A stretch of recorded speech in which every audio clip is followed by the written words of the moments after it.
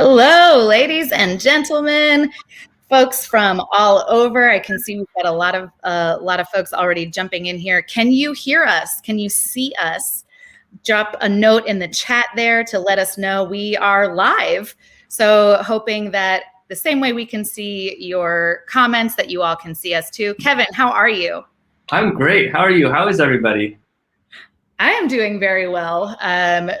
Just folks queuing you all in. All right, thank you. Whammy HQ can see and hear us. That's good. Where are you all joining us from? I see we've got some folks from Maryland. Let's see if we can get a time zone. All right, loud and clear. Thank you, Joel. Much appreciated. All right, looks like our audio video is in good shape, and I'm already seeing comments here from audience members who have learned a lot from you in the past, Kevin, and are excited to hear what you have to share today. I was sharing with Kevin before we got started, everyone, that I personally feel like I'm going to benefit from this session because I just recently was looking, in the market for new microphones, video camera, trying to get my own studio setup sorted. I think we have a lot of folks who are in that space right now, home offices, and we want to learn from the master. Look at this beautiful design you've got here, Kevin. Sweet. Yeah, I don't know about master, but I'll share everything I can. We'll take it. We've got a lot of folks who are fans from Utah, Pennsylvania, Venezuela, Dublin, Ireland, Greece. So a very global audience here to hopefully just have a rising tide lifting all of the boats of our at-home studios, right? Hey, everybody. Would love to have folks type into the chat as well what you're excited to learn about today from Kevin. Just by way of giving you a clue as to how this session will work, my name is Ashley. I'm part of the Discover team, and I will be hosting here, which means that I will be tracking all the questions that you all have and communicating those to Kevin to make sure that we get them answered. So keep typing into the chat. We'll be monitoring that, and we'll save some time at the end for a Q&A. But, as we go along, if anything pops up, just let us know. There will be a replay of this session available. So if you missed some of Kevin's pearls of wisdom, do not fear. You will be able to access those again. And other than that, I would love to just introduce our special guest today. Kevin, I have spent some time checking out your YouTube channel and am really excited to learn from you today. You started out as a content creator on YouTube and have now kind of built this brand around helping people develop their own studios and spaces from which they can record great content themselves, right? Yeah. And so I started out trying to make content on YouTube that I think what I care about is like helping people feel like they're not alone in what they're going through and making people kind of more empathetic in the world. And I think that's kind of what I want to do through studios, because I think there's people that every single person that you're talking to, there's someone that needs to hear specifically from you. And so like by helping you get their attention, by helping you get them to take you seriously through your studio, I think that's such an important thing, and that's why I'm here to help you guys out. So that's right. Especially pivotal moment for that content as well, right? So many of us around the world have spent time developing, trying to find closets where we can take video calls and lots more content creation happening now than pre-pandemic. So let's dive into Kevin's workshop. Like I said, everyone keep those questions coming, and I'll make sure that we get everything answered for you. Kevin, over to you, my friend. Awesome. So I do have a slide deck to share with you guys, because there is a lot we're going to go through. I want to apologize in advance. Got the nervous energy because live events are always super exciting. So yeah, let's dive in. So today we're going to be covering the top 10 studio design mistakes. And I wanted to make sure we didn't just stop there. So we're also going to talk about how to fix them, so you actually have something actionable to do with that. So let's see, hold on, let me get this slide. Okay, so I want to introduce you to what I call the hostage in a basement look. So many of you have been there, I've been there, and you're probably familiar with this. You kind of feel a little bit embarrassed showing up like this, especially to your audience. And so instead, you get taken so much more seriously when you put yourself out there looking a little bit different, when you put a lot of time and attention into designing your studio properly. So that's what we're going to be doing today. My name is Kevin. I'm this video dork who likes making videos on the internet and just helping people design their studios, as Ashley mentioned. And just a little bit about me. So these are a lot of the tactics that I'm going to show you today that I've used to build a YouTube channel with over 1 million total views. And then also back when I was doing startups here in Silicon Valley, we use these kind of same things through video to really be able to get the attention of people who we otherwise wouldn't be able to. And so we were able to raise millions of dollars in funding and got the attention of executives, even at these huge companies, to come join us as advisors. So that's kind of the power of having your studio designed properly. So if you look the part, you can get taken seriously. And if you're like me, when I first started out, you might find yourself doing this pretty often when you see your videos. And so just want to let you know that there is a way forward and that we can kind of work through that. So get ready. Today we're going to go through way more detail than a lot of what you'll find on YouTube. So get ready to take some notes. And I see a lot of your comments and questions. So we're going to try to answer as many of those as we possibly can today. So yeah, let's get started. So mistake number one is overlooking video quality. I know it's a little bit basic sounding, but I wanted to start here because it's kind of this misunderstanding that a lot of people end up having, and you start off on the wrong foot with video as a whole. So people often think, I know how to talk to people in person. I'm really good at it. I know what to say. And they think it translates directly to showing up on video. And the thing is, the medium is a little bit different. And if you don't understand the subtleties of the medium, you're not going to be able to stand out and be as effective as you can be. So these things are not equal. And not to pick on David over here, David is amazing, but we've all seen people online who show up like this, and it immediately turns us off.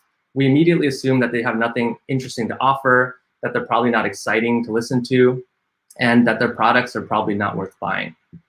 But on the other hand, if you transform that and put that attention into your space, the entire perception of you changes. So again, like I mentioned before, the reason this matters too is because somebody needs you. I believe there's someone specific, like there's people who need specifically you to come show up, whether you're an influencer or it's your business, whatever that is that you're showing up for them. I think it's super important to help get their attention and say, hey, I'm actually here for you. I have something that you're going to be interested in. So now diving a little bit more into the less philosophical stuff. This is mistake number two, is not following a system. If you're like me, you're probably flying a little bit blind. Maybe you look on YouTube and you see some tutorials, but it doesn't really follow your space, and you feel a little bit lost, like what camera to buy, what lenses, and all this stuff. And we'll go over that in a little bit. But overall, you want a system. So you're not just putting hours into, fiddling with a bunch of stuff, coming back and realizing it sucks, doing it again and getting disappointed over and over again. So yeah, this is me, just to show you that I was kind of there too. And it could also just be the facial hair. But I just I'm very stubborn. And so even back in high school, I just learned everything I possibly could about this stuff and built all this random crazy camera gear. And until I struggled enough where I realized that there's actually a system you can follow. And if you really break it down to setting up this studio with 1 million different components, you really have a key that you can follow whenever you get stuck, and that's depth. So this concept of depth, pretty much to sum it up, is that you want certain things to pop and grab attention to bring the viewer in with you. You want other stuff to purposefully recede. You don't want everything to pop up. You want to be very, very conscious about depth. And so we can use depth to create interest, to get people interested in our content, and to help them actually comprehend our message a lot more effectively. Because video, again, is not just the talking. It's the entire experience. And if you do it properly, you're sort of downloading your pre-chewed, pre-digested message into the minds of your audience. So again, iterating just depth is helping people focus on what matters in your shot versus not. And it's not just visuals, it's audio too, but we'll go over that in a second. And here's just an example where if you try to emphasize everything, if you think everything is equally important, you're going to end up emphasizing nothing. So for instance, taking these two things, right? Everything's emphasized, but it's way harder to read than this. And when you have something that's properly designed, people feel, wow, this is packaged in a way that's fit for consumption. And they feel like they want to see what's inside it because they can tell a lot of thought and attention has been put into it. So how do we do that? Getting into the technical stuff here. I should have picked a better sounding name for this, but visual separation pairs, pretty much saying, how do you make something pop and make something recede? These things come in pairs. So for instance, you want something in your shot to be sharp, and then you want something in your shot to be blurry. So if everything's sharp, your eye has no idea what to look at, right? But then when it's blurry, your eye goes, oh, okay, that's kind of uncomfortable to keep looking at. I'm gonna shift my attention to you as a person. Movement versus static. Me kind of all jittery over here, right? Versus the static background. Excuse me. So you want to design your studio to maybe have less moving stuff in your background so that the attention is focused on you. And then another thing, warm versus cool colors. So our eyes naturally are drawn towards warmer colors. They feel like they pop out from the page, pop out from the screen, versus cooler colors, they tend to recede. So you can use that tactically as well as you're designing. So there's a lot more here that we can go into, but just the main point is I wanted to point out to you that, again, there are these steps you can follow where you don't have to know exactly what to do. You just sort of follow these things and it'll guide you there to a studio look that you're really proud of. So now going into more of the lenses and type stuff, mistake number 3 is choosing the wrong lens. So a lot of people tend to just make use of whatever lens comes with their camera. And that's actually not a bad idea if you don't have any options to work with. I noticed some comments, also questions about, can I shoot with an iPhone? So I want to address this really quick. I think it's important to be able to start creating content and not let something get in the way of that. Because as you create content, you're going to get better and better. And you're going to iterate your way to where you want to go. And remember, we're talking about studio stuff, but your content as a whole is this thing that you're also trying to figure out, like, how your message is supposed to work, how to get people's attention, see what's resonating with people. And so you're trying to test everything. So don't let one little thing of, I don't have a camera with interchangeable lenses, I'm only shooting with my iPhone, or if I only have a kit lens for my camera, don't let that stuff stop you. But so this mistake, just take that with that in mind. This is how to pick a lens if you have that flexibility. So if you do have that flexibility, if you're willing to spend a little bit of money getting your studio the way you want it to, I want you to think about lenses like this. Your studio is not separate from your camera. Your camera determines how you're actually seeing your studio. And so in that way, it's actually part of the studio. It's kind of like if you're on stage. The stage is designed in a way to contain what you're looking at. And if the stage was bigger or smaller, the perception of that play or whatever you're watching is going to be drastically different. And so I recommend people to think about specifically what lens they need for their studio and treat it as a piece of furniture in your studio itself. So you're going to have your dedicated studio lens. And if you want to use it for other things, if you want to go bird watching or landscape photography or whatever, you can use it, but think about it as this is part of my studio. I think that's very important to understand because, like I alluded to, your lens choice determines your field of view, among other things. So the wider your field of view is on that lens, the more off to the sides you're going to be able to see. And you may be like me and your room is a mess and you don't want people to see that. And so you might want a slightly tighter lens. But if your lens is too narrow, like your field of view is too narrow, it's going to be like a telescope. And so how do we go about picking the right lens? So to oversimplify, we've got this number called focal length. I've got a couple questions of people asking me. I see all these like weird numbers when I'm browsing Amazon. I'm getting a headache. I don't know what these numbers mean. What am I looking at? And so there's a number on your lens with a millimeter number after it. So that millimeter number is called your focal length. And that tells us how wide, essentially, your lens can see or how zoomed in it is. On the left side, the smaller that number, the shorter the focal length, means you're going to be able to see a lot wider in your space. The longer that focal length is, you can think about it like a telescope. The longer it is, the more zoomed in it is. And you don't want it too zoomed in because then you're just looking up your nose and no one wants to see that. But you also don't want it too wide either. So this kind of depends on a lot of different things in your camera too. So don't take these specific numbers and just go buy a lens off of that. But just keep in mind that as you're testing out different lenses, you don't want to go too far to the extremes. So hopefully that makes some sense. Hopefully that demystifies lenses a little bit for you all. And then mistake number 4 is a little bit connected to this. This is camera settings. So once you have that field of view that you're happy with, once you've tried a bunch of different lenses and you found this is the one that allows me to see enough of my studio, this is how you operate your camera to get those results from that lens. Because if your camera settings are off, even if you have the best lens in the world, it's really going to look pretty bad still. So auto versus manual mode. A lot of people, again, going back to that thing of not getting held up by just one thing where you're not sure like how to do manual mode, and so you put off video altogether. If you're a beginner, I would say don't let it stop you. You know, if you feel like this is too complicated, just shoot with auto. And if you're feeling up to it, if you really want to design that really good studio, if this is your big business, your flagship course you're trying to offer, and you want to do it right, I would highly recommend considering manual mode, because auto mode is just your camera doing its best guess for you to determine what sort of picture quality you want. So for instance, maybe you want your background blurry, which is what we do want, right? It's the cinematic standard. It's the way that we see the world. But your camera might not recognize it. It might think maybe you're shooting sports photography and you need everything to be crisp. So in case you miss something, right? So auto, it just guarantees that you'll get the shot and it won't look bad. But manual mode will make sure that you can get the best you possibly can. So real quick, before, regardless of if you do auto or manual mode, you're gonna wanna set a couple things too. So you wanna make sure your focus is correct.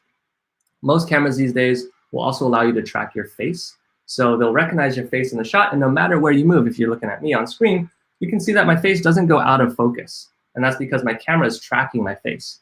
And if your camera has eye detect, that's even better, because you don't want to just focus on maybe your ear or your nose, you want to focus on your eyes. So eye detect autofocus, if you have that, is the best one.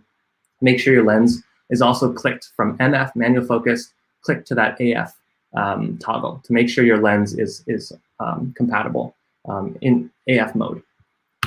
And then just resolution really quick. People say, should I film in 4K, HD? What about like 120, right? You want a resolution that's gonna be crisp enough for people to watch, but you don't have to go crazy and go 4K, 8K, 12K. So I recommend just going full HD, which is 1080 or higher.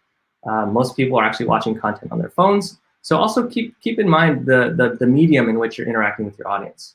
Are you gonna be filming ads? Are people gonna mostly see them on their phone? Or are you gonna be filming something for, I don't know, a corporate training where it's gonna be live on the screen? So get a sense of your resolution that you wanna film in. So those are sort of more of the kind of overall camera settings. Did I hear a question?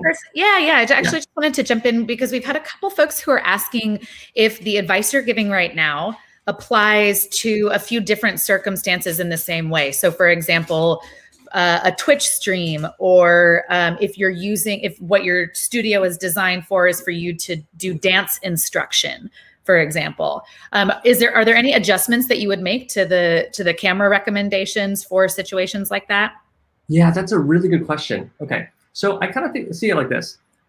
There are principles that you want to be following no matter what your situation is. So these principles include how we do lighting, how we set up the lens, and all this stuff that we're talking about today. All this stuff is catered towards kind of the main use case is talking to the camera. But then you can apply this to being able to zoom out, for instance, if you're doing dance. So these principles apply. You might have to just shift things a little bit. So for instance, I would say you want a shot where you're up to here talking at your desk. But if you're doing dance, you want a little bit of a wider lens, right? And you would push your camera a little bit farther back so that you can see your whole body. And so it's the same principles, but I would say you would have to shift things a little bit. Hopefully that makes a little bit more sense. Yeah. Yeah, so still the guiding principles are still basically the same. It's just the way that you consider them applies differently based on what you're looking for. Yeah. Yeah. Was that it? Yes, sir. Okay, cool. Just making sure. So going back. So for those of you who want to do manual mode, I'm just going to go through this really quickly. There's a couple settings that you want to set because this is going to give you the best results. And no matter if you have a really, really expensive camera, unless you know how to use these settings, you're not going to get the most out of your camera. It can still actually look like a webcam if you don't set your settings properly like this. So aperture, you want to set that to the lowest possible. That's what gives us the amount of background blur that we want. Shutter speed 1/50 allows us to have the nice motion blur that we see in Hollywood. You don't want to look too glitchy or too kind of muddy. And so that shutter speed of 1/50 is super important. Your ISO is kind of just your digital brightness lever where your camera is compensating to add brightness. So you want to start it at the lowest level possible so you don't get too much noise and grain in your image, and just increase it to your desired brightness once you have your lighting set up. And then frame rate, again, this is the Hollywood standard, 24 frames a second. It's what's most natural to our eyes. And you can think about it as the sound a soda makes when you crack open a can, or the crackle of a record player. Those things just make us feel good about consuming that thing. And so we've been conditioned to see 24 frames a second as that standard. So hopefully that wasn't too much. If you get confused, manual mode, just go to Google. Every camera is a little bit different, which is why we can't go through each of them. Go to Google, search up how to set manual mode on, and then the name of your camera. And then you'll be able to set each of those settings, like I mentioned right here. So moving on, trying to make sure we get through everything. So sorry, I'm rushing a little bit because we have a lot to cover here. So mistake number 5 is improper lighting. So now we've got the camera, we've got the lens. Now we want to make sure that you're lit properly, because if you have a beautiful camera, beautiful settings, everything, but what you're filming looks like garbage, it's still going to look like garbage. So there are 5 types of lights that you can make use of. So Ashley, could you switch the screen so that people can see me? Sweet, thanks. So we're just going to go over the 5 types of lights. We don't have time to kind of show each light specifically, but I want to show you kind of the principles here, because it's less important to know exactly which light I'm using, but more important to see like where each light is placed, what the effect, what the desired effect and the angle is, so that you can make use of whatever you have to accomplish the same thing. So I'm going to hop backstage so that we get a full shot of your of your screen, but I'm still here if anybody needs any. Sounds good. So the 5 types of light, number 1 are your key light. So your key light, you can think about it as the most important light in your shot. And that is the light that is lighting you, because if no one can see you, there's no point in you being there on video. So your key light is something that's just set up right next to your camera, a little bit off to the side, and that you want it to be a large diffuse light source. And that's going to make sure that you have no harsh shadows. You see in movies, a lot of times the villains have these really harsh shadows, and that just looks really bad. It makes it harder for us to trust people when we can't fully see them. And so that's what we want to do with the key light. So if you want to, you can get a softbox, or you can find another way to make that light source big and diffuse. So for instance, you can bounce it off of a white wall. So instead of a tiny little light, the spotlight you have, you can take that and bounce it off a wall and it becomes bigger. Also shine it through something like a shower curtain to also diffuse it. So again, following the principles to make use of whatever you have. Then we have the side light. I'm just going through these slides just to remind myself that we don't miss anything. We have the side light. The side light comes from the side. Thanks, Ashley. We have the side light coming from the side. And again, that's to help us compensate for any shadows we get from that key light. Because even though we have one big light, it can't cover everything. So the side light helps to illuminate us, kind of fill in those shadows, and also give us a little bit of a rim around us so that we're very clearly separated from the background. And that, again, follows that guiding principle of depth to make sure that we pop out from the background. And then we have the top light. So the top light, the name makes sense. It's from the top. Some people call this a hair light, thanks, and it's another type of rim light. And this helps to cut you off on the background, but it also serves to act as a spotlight. So again, a lot of this stuff is making use of these subconscious cues that we're already conditioned to by society. So for instance, when you're sitting at a stage event, like if you're in the audience looking at someone speaking on stage, or performing or something, they're lit by a spotlight. Same thing in a museum. The center of attention is designed in a way where you have a spotlight. So you're sort of telling the viewer, hey, listen, look over here. My face is right here. Stop looking at the sides. Don't get distracted. This is where all the value is. So having a top light like that shining down on you, however you choose to mount it, whatever you decide to use, that's going to be super important for you. And then we have the background lights. So this, again, is where the video medium differs a little bit from talking one-on-one online, and how you can really make use of doing this intentionally to stand out from all the competition out there. So background lights, all this means is you want to light up your background so people can see it. If you have yourself against just, I guess, darkness, that is a stylistic choice that some people employ, but really you're kind of missing out on this huge opportunity of establishing context. So on the internet, it's easy to think of people as these disembodied heads just floating around in cyberspace, and we don't really connect with them as people because there's no context.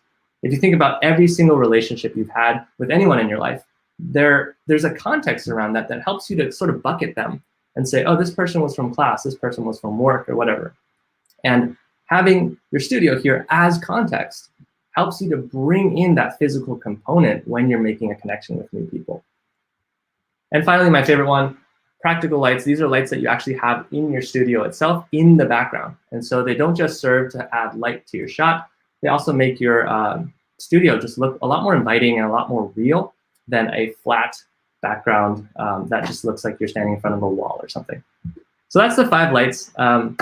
Ashley, you can bring the presentation back up. Great. While I'm doing that, I'm curious to know, I can't help but notice that your glasses are not reflecting any kind of light as you are going through this description. Can you share how you're able to do that? Is that bouncing light off of a wall behind you that helps decrease the glare? What's a tip for that? Yeah, great question. So I've designed it in a way that my light doesn't directly bounce the light from my glasses toward the camera when I'm facing this way. You'll notice if I turn a little bit, they do still bounce a tiny bit. Also, it's a really diffuse light source. So even if it does bounce into the light, this light source doesn't have to be super intense at any one point because it's so large. Right. And so therefore, it's a lot dimmer on my glasses versus if I had a flashlight pointed at me. And so to get the best result, you want to have your light a little bit off to the side. Because what happens is, it's I guess, basic physics, right? If you have a mirror and the mirror is pointed flat and the light is coming straight from the camera back to the camera, you're going to get a lot of glare. And your lenses are basically flat. So if you turn to see this light, the farther off to the side it is, the more you have to turn before it reflects into the camera. Got it. Thank you. Appreciate that. That's one that has come up a few times. Yeah, for sure. Absolutely. Yeah, I know a lot of us are glasses folks, so that's important. Okay, so mistake number 6. Now we're getting into a little bit more of the design piece. So once you have a lot of this camera, lighting, and stuff figured out, how do you set up a space? And this specifically I want to touch on because it's something that I think a lot of people ignore. And a lot of people, even if you want to figure this out, there's not a lot out there to kind of design for camera specifically. And so this is where we're kind of going to go into that a little bit. So mistake number 6 is a poorly chosen color scheme. And so one thing that I notice a lot is people sort of, they just show up against a white wall and don't really think about what color the wall is, right? And it's just, this is the color my house came in. And so I'm just going to film against that. And that's great. But if you really want to make everything intentionally, that background is 2/3 of your screen, right? You want to design that with that in mind too. And so when you're thinking about your color scheme, realize this too, it's also not about just dumping a bunch of colors in there. Some people think my favorite color is neon green, and I'm just going to put everything neon green. And depending on your brand, that may work, but most likely it won't. And more color does not equal a better image. So for here, really think about, look at your favorite images that you find online. These are just a couple different stock images. But you realize their color usage is actually very minimal. They don't have that many different colors. They've just chosen them very intentionally for the mood that they want to convey. Whereas if you have tons of colors like this, right, no one's designing everything in public because everyone's just putting up whatever they want to put up. It gets really messy and cluttered because there's no rhyme or reason or intentional design behind it. So the way you do that, the way you pick out your color scheme is to kind of play with contrast. So that's how you create depth, to contrast what's in your background with what's in your foreground. And we're lucky because regardless of how light or dark your skin is, all human skin tones are in this narrow band of like orange to yellow. And so it's really helpful because we can contrast that. Remember, like I said, warm colors versus cool colors. A really easy way to add a whole bunch of contrast is to have a little bit of a cooler colored background. And there are many different ways that you can go about changing the color of your background. You can use lighting, paint, wallpaper, or just, I don't know, tack a bunch of quilts and newspapers to the wall. I don't know. There's so many different creative ways to do that. And so I encourage you to think creatively about every part of your studio and not just that 1/3 where it's you, but the rest of the 2/3 on camera as well. And mistake number 7, riding off that, is neglecting background design. So for background design, I mentioned before, even having a $10,000, $100,000 camera, it's not going to save you if your space looks like this. You're just going to have a really crisp, slightly blurry, slightly sharp in some areas view of this. but it's going to be not very pleasant to look at, not very inviting for the viewer. And so what we want to do is we want to design our background with a couple principles in mind.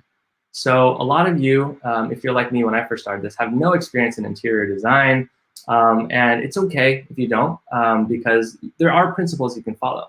And even if you have that background in interior design, recognize that it is a little bit different designing for on camera, because you have that frame you can choose to design for. And so we can, again, this is like another area where you can have an entire college degree on this stuff. But just a couple of things to get you started. One principle is balance. You want to make sure your setup is not shifted off to one side. For instance, I see a lot of YouTubers who have a bunch of stuff on the bottom half of their screen and nothing at the top. And so it looks a little bit off balance, right? You want to have something like something hanging or taller standing trees or lamps to fill up both the top and the bottom of your screen, as well as left and right side too. So if you have a bunch of stuff on one side and nothing over here, it feels like your screen is about to tip over. So you want to have the sense of balance. And as well as that, you also want to have harmony. Sorry, I realize I have more slides to better explain this stuff. So balance. Balance is basically symmetry, and you can create symmetry with different attributes. What we're looking for is like an equal intensity on both sides. So here you can notice that on this side, I have a little bit like of these smaller but bright light sources, and they're warmer. So it's a little bit more, it's smaller, but it's still intense. On this side, things are a little bit cooler and larger, but they're darker. So they're still equally as intense, but just using different attributes. And then coming to harmony, the other principle that we can make use of is just making sure things make sense in a space. So it's like if you think about having an arcade pinball machine with super loud, bright neon lights next to a baby's crib or your grandma's quilt on the wall, it doesn't make sense. So when you're designing for harmony, you want to make sure everything you're putting into that shot is cohesive, and you're designing a cohesive space that makes sense. So here, for instance, in my case, lounge lighting, wall art, cozy pillow, smart decor, something that just feels like the brand that I'm trying to communicate. And again, for all you folks who haven't really dabbled in interior design, it is okay. You can get these results without it if you know what you're doing. And one of the easiest ways to do that is to not pick out what you want to buy yourself, but rather go and check out what people have already categorized together and just buy stuff in that set. So for instance, see everything that falls under an industrial design style, a mid-century modern design style, Scandinavian. Manufacturers are going to say, this piece is a mid-century modern piece. And so you can go buy that, and then you'll kind of know that everything you have in your space is working together. So hopefully that made sense. Moving on, mistake number 8 is poor audio. So again, with depth, we want to make sure that we're standing out from our background, whether it's visually or audio. We want to make sure that it's not noisy. We want to make sure there's nothing else like birds or dogs in the background that's overpowering us. We want to have us be that engaging piece of content. And so the way we do that, mistake number 8 is, I'm reiterating what I just said. So you want to make sure that you are the center, that you're the most engaging piece. And with editing too, with audio, you can also add warmth and make yourself sound a lot more charismatic. Maybe not as much as Morgan Freeman, but hopefully a little bit more. And the biggest mistake that people make is they have their mic too far away. So what you want to do to immediately improve your audio quality is to bring that mic a little bit closer to you. So if you're using your on-camera microphone, this is going to give you the worst possible results you can get. So if you have the ability to, I highly recommend buying a specific microphone. And there's a whole bunch of different options based on your budget, based on whether you want it to show up in the shot, based on whether you want it to look like you have something clipped to your lapel, or if you want to look like a podcaster, or want it sticking up out of the shot, just out of frame so that it doesn't look like you have a mic on you. All of these options are going to get you way better audio quality. And remember, audio is half of video. You know, we think of video as just a visual medium, but it's also audio. It's the last thing we designed for in the studio, but if you do it improperly, it's the #1 thing that can drive people away, because we can withstand looking at muddy visuals for a little bit if the audio is clear. But if you flip that around, it's very, very uncomfortable. Even if someone really wants the information you have, it's going to be very hard for them to stick around to distorted audio. It's just so uncomfortable. So make sure to think about audio as you're designing your studio too.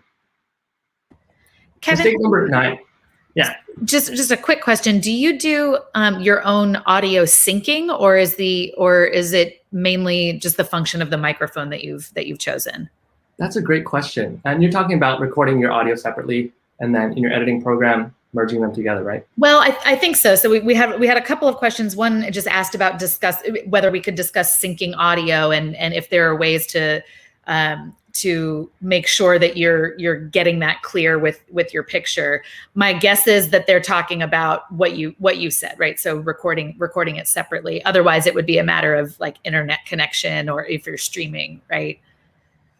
Yeah, I think I'm looking at the comments.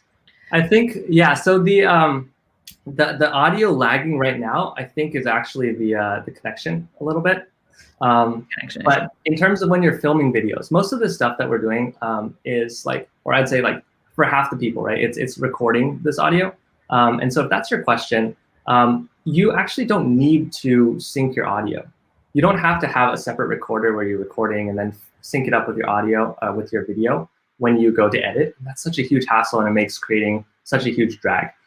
Instead, you can actually just plug in your recorder into your camera so that it's just recording to your video file. So that's what I encourage everybody to do. And it saves so much time and headache.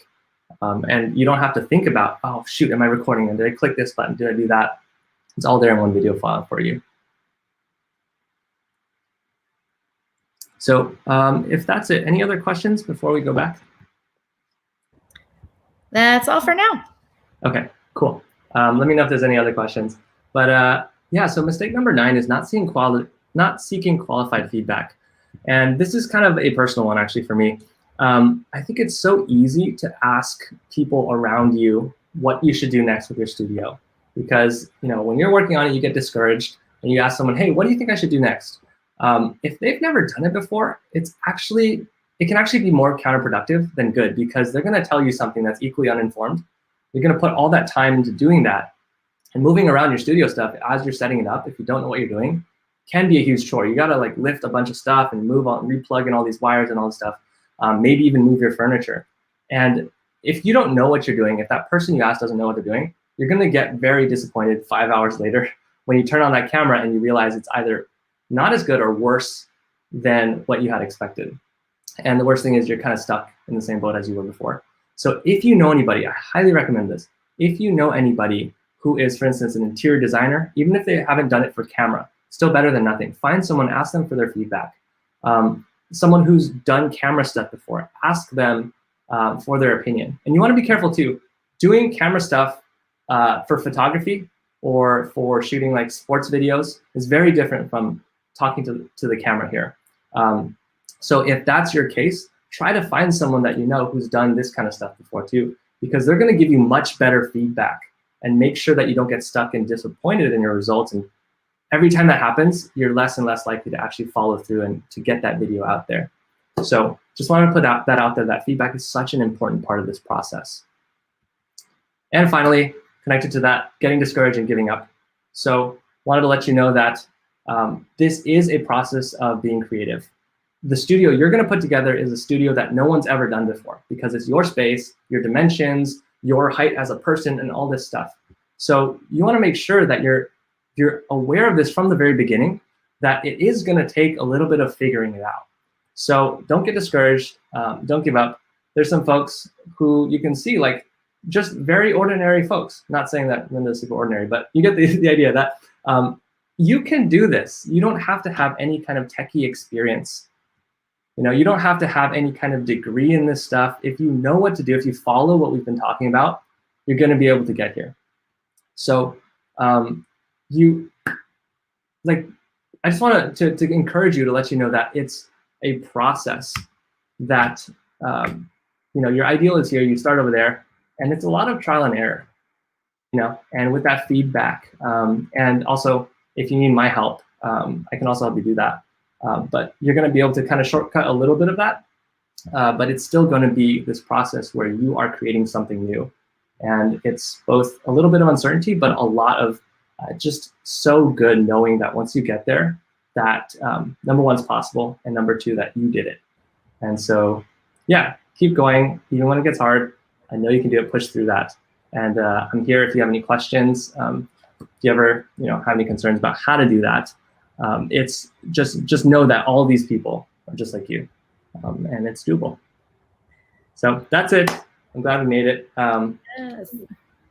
That's great on content and on timing, because we have time for a few questions. And as our audience is typing in questions that they have, because we'll be able to do a little bit of a Q&A. So audience folks, feel free to type in any lingering questions that you still have for Kevin.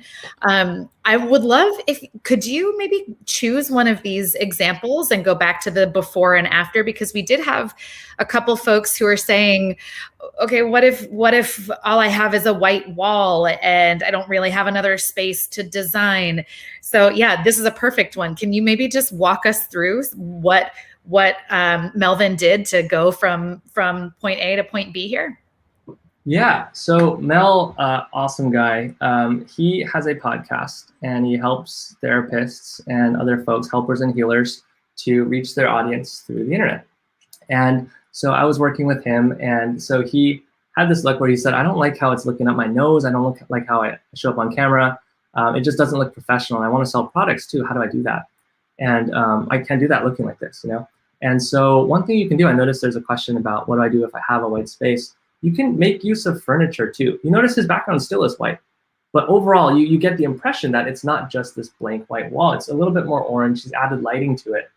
So you can use lighting to change the color of your space, because that white wall is going to soak up whatever color you shine at it. So in this case too, he's got a couple other things in the background that also represent his brand. He's got some little pictures and stuff. He's got a plate, so he probably eats food. He's got a bookshelf, and so it's very it's a lot more of this intentional look for the audience he's going for. People who are very, I guess, intellectual, people who are a little bit more, not a little bit more, just like people who care about creating this welcoming environment, right? Therapists. And so he's got that warm glow going on, those plants, to really establish that feeling of that space. And so you can kind of see, like, between the white wall and that, it's a huge difference, despite the fact that he's just the same space, right? Standing there. Say what? This is the same space. This is, I believe, the same space. And if it wasn't, he could have just moved that bookshelf, and it was basically the same space. Yeah. Yeah, I love the transformation is I mean, you can feel it instinctively how much of a difference it makes from one to the other. There are a couple of folks who are asking for recommendations that you have for specific products, whether it's a shotgun mic, or do you have any recommendations on camera manufacturers that you prefer?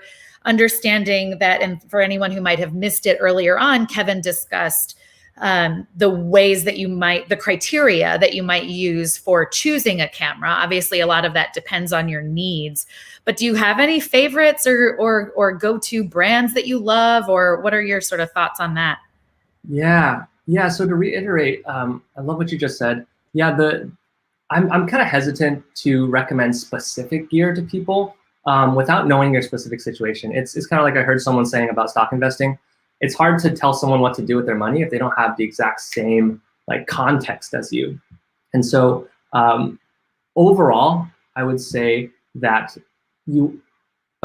let's see. So if I had to give a recommendation, for instance, like brand wise, I think Canon would be a great one, especially if you want to kind of build a content sort of operation part of your business. If your business revolves around creating content pretty regularly, or you just want to streamline all that so you're not setting up a bunch of stuff and have a whole bunch of tasks in the editing process to do, Canon's a great one because the colors look really good straight out of the camera. That's, again, subjective, but in terms of the style that I like to go for, if you like the stuff that a lot of my students have made, a lot of this has been Canon stuff. And so, again, depending on your budget, though, and depending on your other needs, it's a kind of we can talk through that if we end up working together, but your camera is going to be determined based on your situation.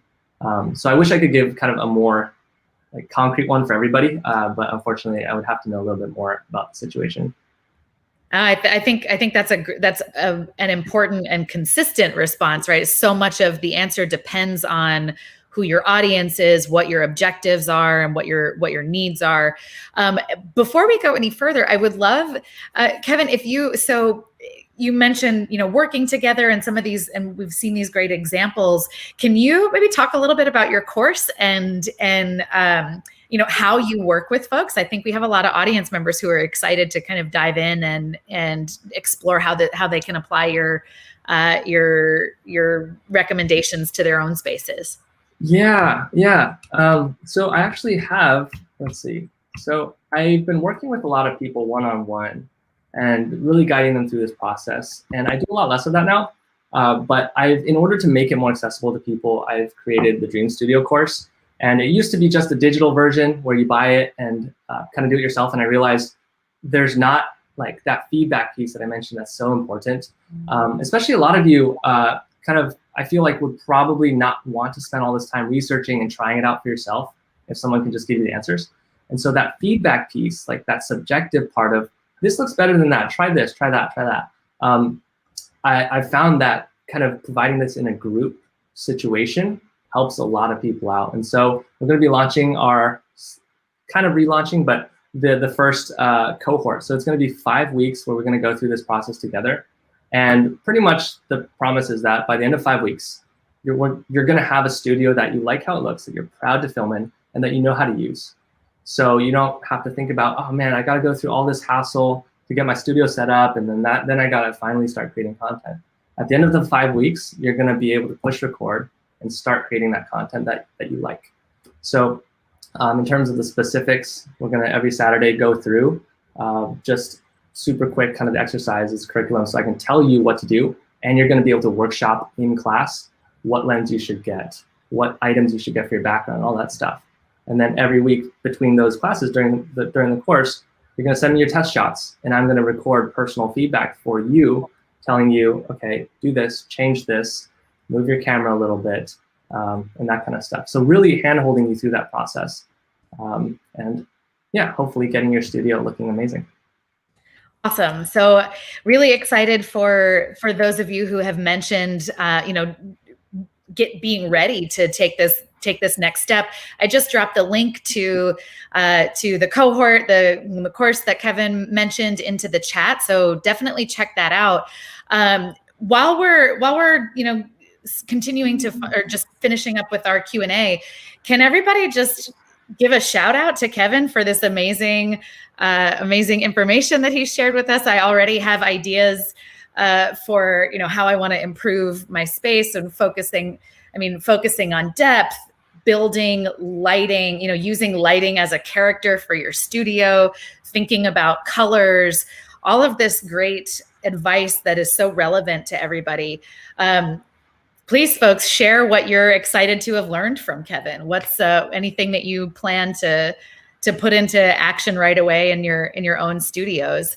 And while folks are typing in some of that, we have had a couple of just tiny questions that I would like to hear your thoughts on, Kevin, around stuff in the background. So thinking about, in my work, I've seen lots of folks that have books stacked in the background. We had one audience member who's asking about whether or not it's too self-absorbed to put certificates or diplomas in the background. Curious to know. I have personal thoughts on the big book stacks and things like that, but I'm curious to hear your perspective. What do you think about stuff like that? Yeah, I don't know if you're going to like this answer, but I think it's a very philosophical one.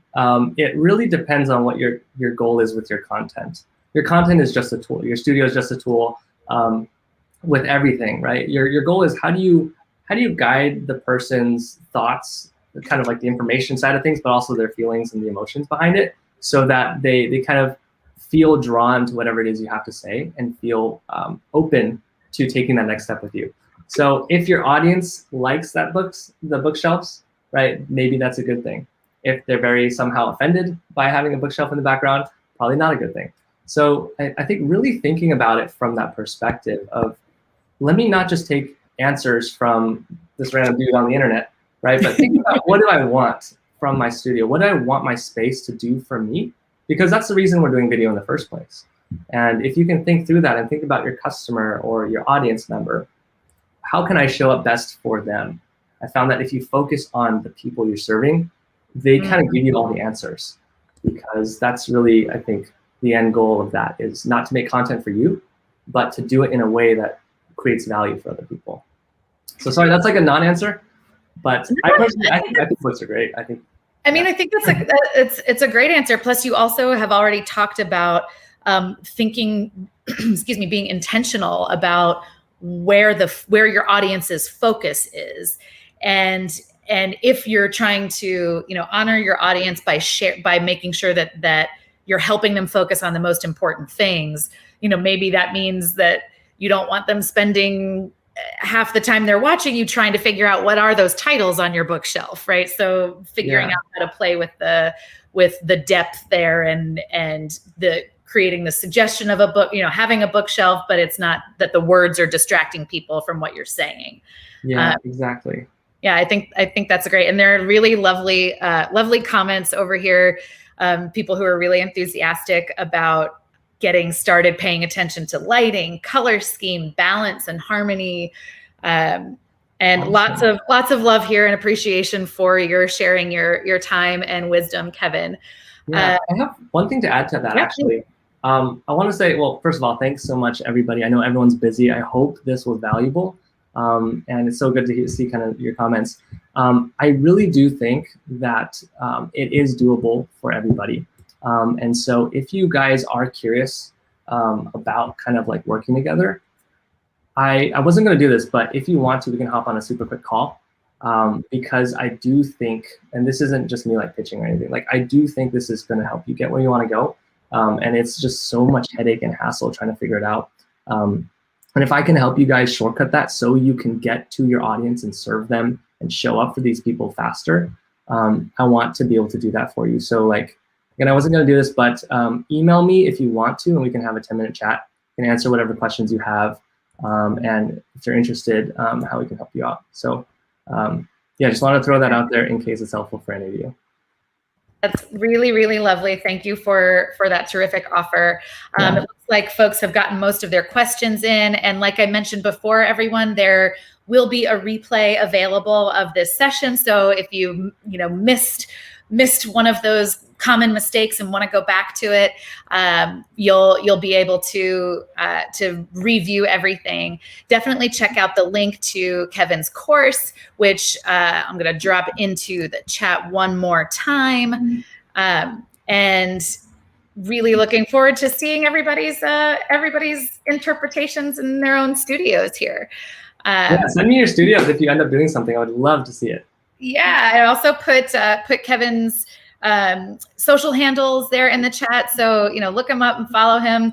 Also, if you found this session valuable and you want to be alerted when we have more, experts like Kevin who have this really valuable, immediately implementable knowledge to share, like and subscribe to the channel on YouTube, and we'll let you know when we've got more sessions like this coming up.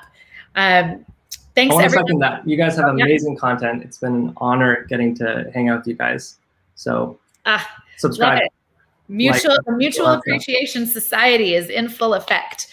Thank you all, everyone, for joining us today. It was great getting to connect with all of you from all over the world, and for all of your positive feedback for Kevin. Excited to see everybody at the next one. Have a great rest of your day or night, depending on where you are. And thanks so much, everyone. Take care. Thanks, everyone. See ya. Thanks, Kevin.